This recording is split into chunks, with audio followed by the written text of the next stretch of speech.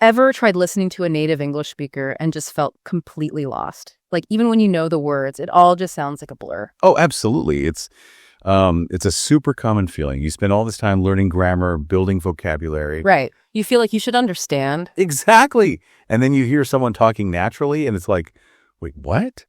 Why is this so hard? Am I missing something fundamental? You are definitely not alone in thinking that. And that's precisely why we wanted to do this deep dive. We've gone through all the source material you gathered. The articles, the notes, yeah. And our mission here is to really unpack why understanding native speakers can be such a challenge, beyond just the textbook stuff. And maybe more importantly, pull out the practical, actionable tips from this material to help you actually improve your listening and build that confidence. Yeah, we'll look at what the sources say about like the speed, the different accents, all the informal language people use. And that connected speech thing you mentioned. Definitely connected speech. And then we'll dig into the really useful strategies the sources suggest for tackling all of this. Okay, let's get into it then.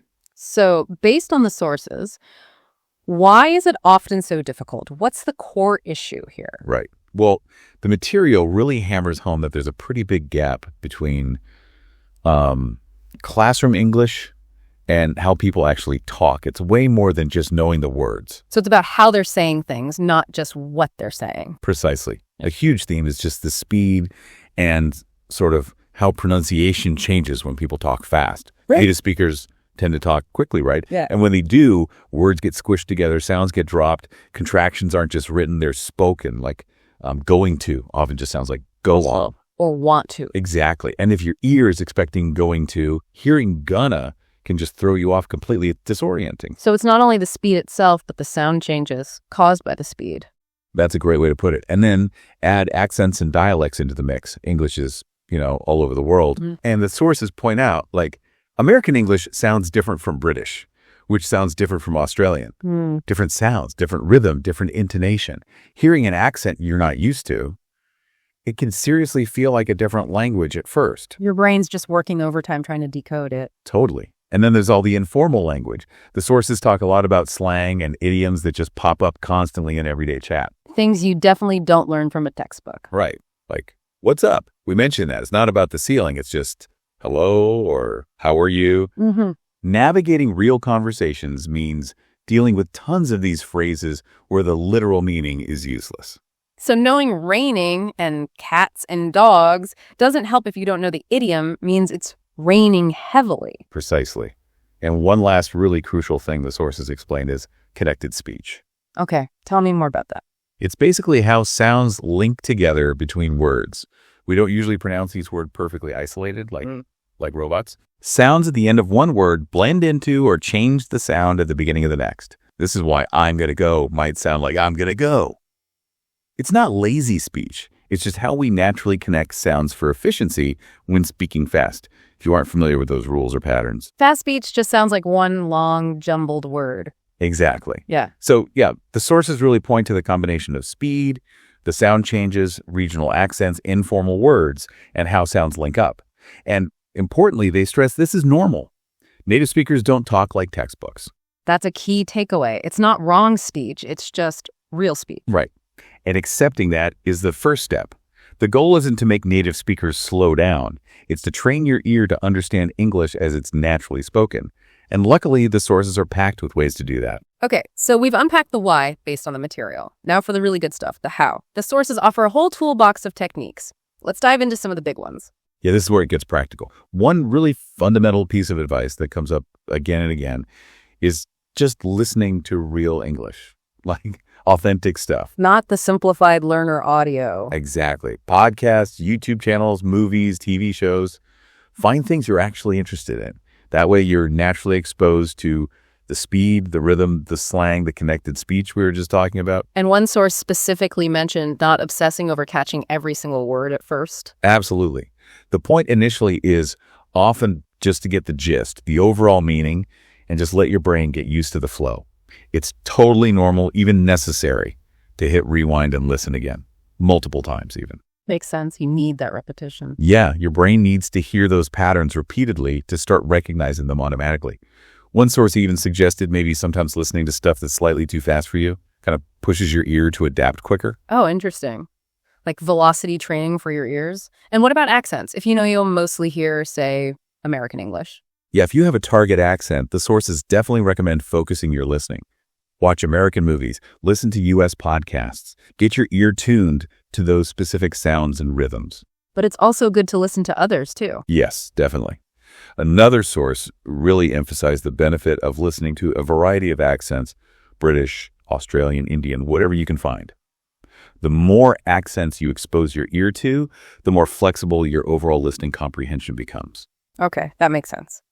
Now, another technique I saw mentioned was focusing on key words. Right. This is a smart one because native speakers often reduce or kind of swallow those small grammatical words like is, are, the, to. Trying to catch every single one could be overwhelming and, frankly, unnecessary for basic understanding. So focus on the important stuff. Exactly. The meaning is usually carried by the nouns, verbs, adjectives, the content words. So train yourself to pick out those words, the ones that are usually stressed more. Like I'm going to go to the store to buy some groceries. You need store, buy, groceries. Bingo.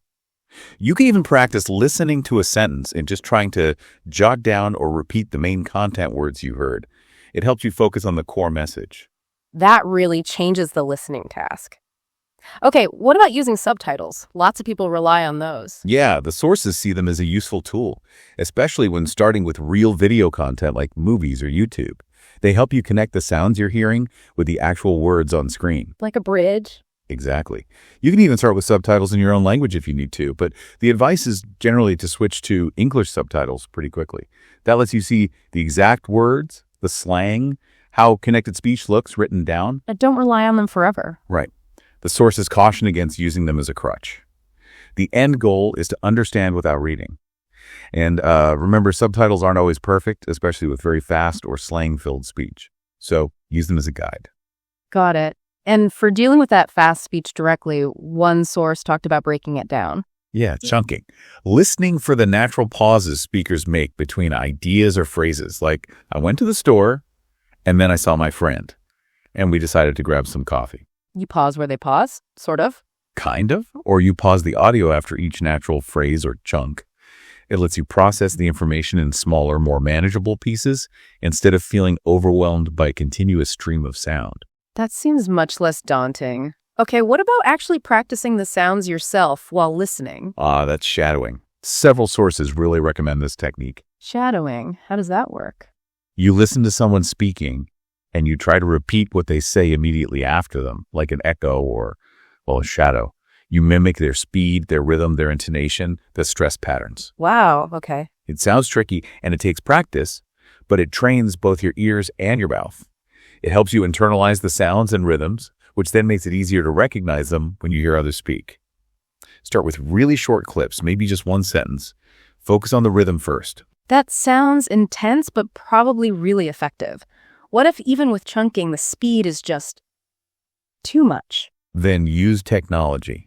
Lots of players, YouTube, podcast apps, let you slow down the playback speed. Oh yeah, the 0.75x speed setting. Exactly. Start there, or even 0.5x if you need to. Yeah. It lets your ear catch the individual sounds and how they connect more clearly. Then as you get comfortable, gradually speed it back up to normal. No shame in using those tools. Good tip. And what about when you're actually in a conversation and just don't understand? Ask. This is crucial, and the sources really emphasize it.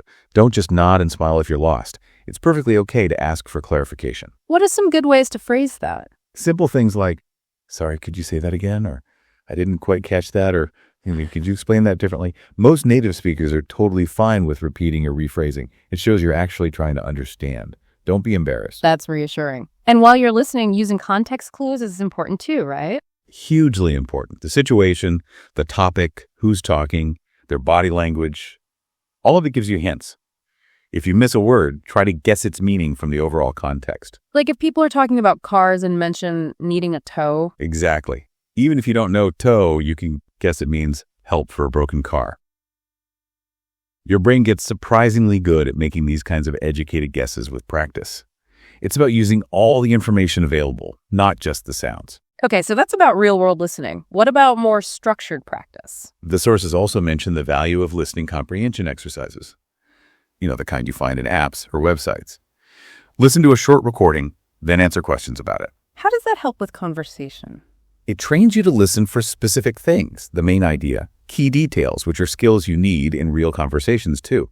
Plus, you can usually find them at different levels, so you can build up gradually. And while we said it's not just vocabulary, having more words still helps, obviously. Of course. The sources remind us that a bigger vocabulary makes understanding easier. The key is focusing on practical, everyday words related to your life work, hobbies, travel, food. And learning words together. Yes, collocations. Word pairings that just sound natural together, like make a decision, not do a decision, or heavy rain, not strong rain. Learning these chunks helps you process language faster because your brain recognizes the whole phrase. Building on that, what about idioms again? They seem like a big hurdle. They are, because the meaning isn't literal. Break a leg for good luck, bite the bullet for facing something difficult. The sources stress that these are super common in informal talk. You just have to learn them through exposure. Hear one, look it up, try to remember it for next time. So it's about actively noticing and learning them over time. Exactly. And related to being active, the idea of active listening itself comes up a lot. What does that mean exactly, more than just hearing? Yeah, it's about being fully engaged. Paying attention not just to the words, but the tone of voice, the pauses, the emphasis, even body language if you can see the person. It means really focusing, maybe mentally summarizing what they're saying, asking clarifying questions to check your understanding, being present. Not just letting the sound wash over you. Right. And a great place to practice this, according to the sources, is in conversation groups. Online or in person? Either. Gives you real-time practice with different speakers, different accents, the unpredictable nature of conversation, but often in a more relaxed, supportive setting than, say, a high-pressure work meeting. Yeah. You get to practice listening and speaking. Okay, let's circle back to the sounds themselves for a moment. Stress and intonation were mentioned. Super important. Yeah. Where you put the emphasis, the stress on a word or syllable, and how your voice goes up and down the intonation can completely change the meaning in English. Like, I didn't say you stole it versus I didn't say you stole it. Exactly. Same words, totally different implications based on stress. Listening carefully for these patterns, and maybe even trying to copy them in shadowing, really helps you tune into the nuances and underlying meaning. And what about using transcripts? We talked about subtitles, but full transcripts. Yes, transcripts can be really powerful learning tools. One source suggested a specific method. First, listen without the transcript. Test yourself. Then, read the transcript. Figure out what you missed and why. Then, listen while reading the transcript, connecting sounds to words. Finally, listen again without it. That sounds like a solid routine. It helps train your ear systematically and reduces your dependence on the text over time. Okay. And one more thing that can be distracting, those filler words people use. Yes, the ums and nos, likes. The sources point out that these are totally normal and spontaneous speech. Native speakers use them all the time to pause or think. So don't get hung up on them. Exactly. Learn to recognize them for what they are, just filler, and try to filter them out mentally so you can focus on the actual message being conveyed. Got it. Any specific types of content recommended? Well, TED Talks came up as often being good because speakers usually aim for clarity, the pace is often moderate, and you get transcripts and subtitles. Plus, interesting topics. And generally listening to lots of different types of things. Yes, variety is key. News, interviews, casual chats on podcasts, maybe some radio dramas, YouTube vlogs. Exposure to different styles, formal, informal, different vocabulary, different speeds, makes your listening skills much more robust overall. What about keeping track of what you're learning? Keeping a listening journal was suggested. Jot down new words or idioms you encounter, maybe the context, how they were pronounced.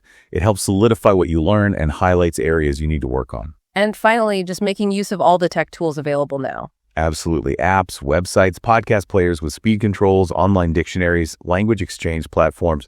Use whatever tools help you practice consistently and effectively. Technology makes it so much easier to get that regular exposure. Wow, okay. So pulling all these insights from the sources together, it seems the main message is that, yes, understanding native speakers is achievable, but it's definitely a skill that takes time, consistent effort, and a good base of patience. Yeah, it really is about retraining your ear for the realities of spoken English. Yeah. The speed, the blending, the accents, not just the classroom version. And it's crucial not to get discouraged when you don't understand everything right away. That's just part of the process. So focus on the small wins, right? Not aiming for perfection overnight. Every time you catch a phrase you didn't before or follow a conversation a bit longer, that's progress. Exactly. Celebrate those little victories. Yeah. and try to find ways to make the practice enjoyable for yourself. Okay, so to recap briefly, we've looked at why it's tough, the speed, accents, slang, connected speech drawing on your source material. And then we explored a whole range of strategies from those same sources, like active listening, shadowing, using subtitles and transcripts effectively, focusing on keywords, chunking, asking for clarification, getting varied exposure. And leveraging technology, practicing consistently, or just being patient. Right. So based on everything we've explored today from these sources, here's something to think about. What's maybe the one technique we discussed that felt a bit challenging, or maybe the most relevant to your specific struggles right now?